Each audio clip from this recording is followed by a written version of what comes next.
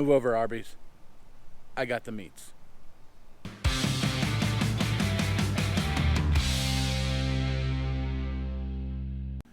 What's up, everybody? The Beard back in the kitchen, and this week we're gonna do a little DIY. So this week's Sunday sandwich is a little bit of a take on the classic Primanti Brothers sandwich, originated in Pittsburgh, and it's got your choice of meat. This week we're gonna use roast beef, but it's a special roast beef, and we'll get into it in a minute.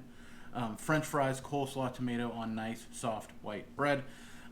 What's going to really take it to that next level is this week we are going to make our own roast beef. Here's what's cool about that. You really have most of the ingredients other than the roast, in your cupboard already. It tastes amazing, and it's about half the price of what you're going to get from the deli counter.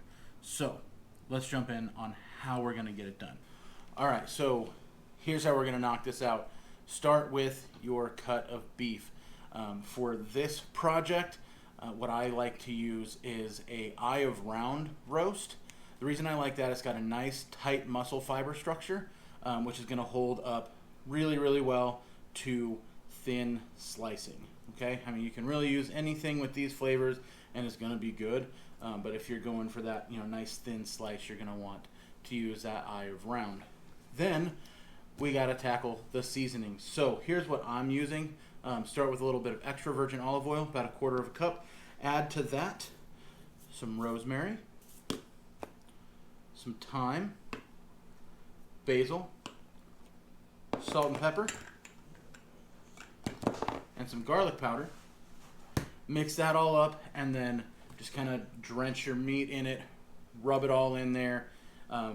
Don't be shy with any of your flavors, because you got to remember that you are going to be seasoning an entire 3 to 4 pound roast with just the outside, right? So that's where we're going to want to just go hard in the yard, okay? Just trust me on this.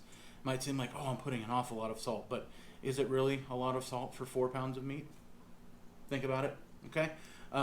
So rub that all down, get it nice and happy, and then it's time for the oven. So while you've been doing that, you should have been preheating your oven to 450 degrees. You might be saying, 450 degrees? That seems awfully hot, and it is.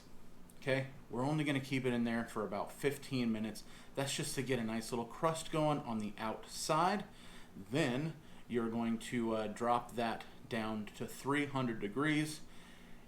Stick a probe thermometer down into the deepest part of your roast.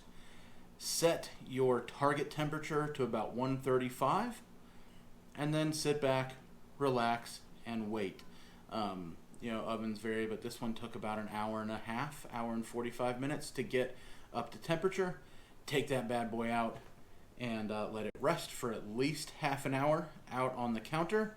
And then if you're serving it, like a roast, then slice it up, go to town. But if you are using it for a lunch meat, then what you're going to want to do is wrap it tightly in plastic wrap, put it in some sort of leak-proof container, and park it in the fridge overnight. So that's really it. Then I'm going to slice it up thin, pile it high on some nice soft white bread with the beef, some French fries, some coleslaw, nice fresh tomatoes. Boom, you call it a day. But I've spoken too much already. Let's take a look at some of that sexy sandwich footage, and I'll be right back.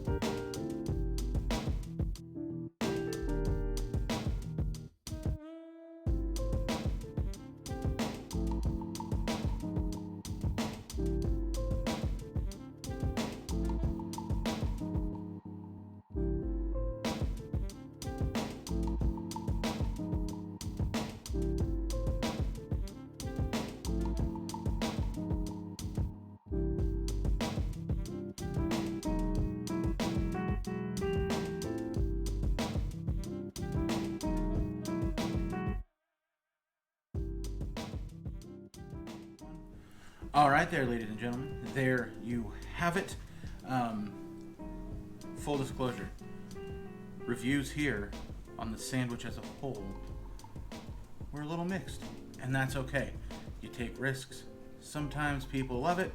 Sometimes they're like, it's okay. But hey, anytime you're throwing French fries and coleslaw onto a sandwich, you're running the risk that not everyone's gonna love it, and that's all right. So, but what was amazing, what was perfect, it was totally on point, was that homemade roast beef.